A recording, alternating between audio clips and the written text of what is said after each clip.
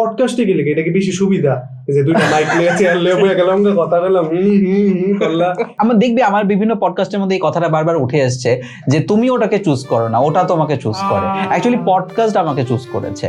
আমি বলি ছোটবেলা থেকে আমার একটা ড্রিম ছিল কি আমি বিভিন্ন লোকের ইন্টারভিউ কালেকশন করব, বই আকারে ছাপাবো। এবার যখন সেই বিষয়টা দেখলাম যে আস্তে আস্তে আজকালকার দিনে দাঁড়িয়ে লোকজন কিন্তু ডিজিটাল প্ল্যাটফর্মটা বেশি ব্যবহার করছে, তো সেই ক্ষেত্রে আমার মনে হয় আমরা খুব বেশি একটা কিছু জিনিস জানতে পারি যখন দুটো মানুষ কথাবার্তা বলছে বা ওই কথাবার্তা আদান প্রদানের মাধ্যমে। এবার ধর তোর কাছে একটা কয়েন আছে, আমার কাছে একটা কয়েন আছে, ধর 1 টাকার কয়েন দুটো আমরা এক্সচেঞ্জ করলাম, তুই তোরটা আমাকে দিলে আমি তোকে দিলাম, তাতে আমাদের কিছুই বেনিফিট হলো না। তোর কাছেও 1 টাকাই রয়ে গেল, আমার কাছেও 1 টাকাই রয়ে গেল। কিন্তু এমন কোন একটা জিনিস যেটা তোর কাছে রয়েছে, একটা নলেজ আমার কাছে একটা রয়েছে, তুই আমাকে বললি, আমার কাছে দুটো হয়ে গেল, তোরটাও রইলো আমারটাও রইলো। সেম আমি যখন তোকে দিলাম তখন তোর কাছে তোরটা রইলো আমারটাও রইলো। তো কি ছিল, তোর কাছে ছিল একটা, হয়ে গেল দুটো। আমার মনে হয় যে podcast is the only platform যেখানে আমরা এই বিষয়টা পাই।